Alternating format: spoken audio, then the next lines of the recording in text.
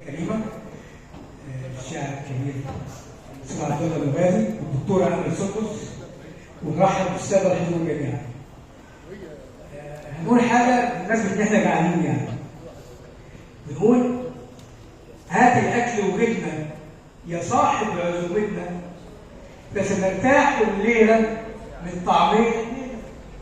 هات الفك وهات اللحم وهات الرز وجبنا. الله الله على فتتنا، ادي لحمتنا فرقها علينا.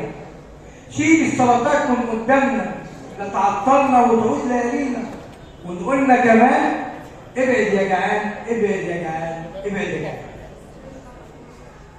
نقول حاجه حلم يعني ان احنا نقول كده، حلم جميل كده.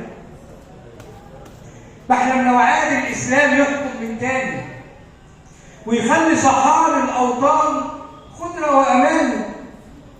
بحلم إن العدل يسود، عدل عمر وجنود أسود، ويخاف الجاني ويخاف الصهيوني، ويخاف الجاني ويخاف الصهيوني. شكرا لحضرتك. شكرا يا ريس.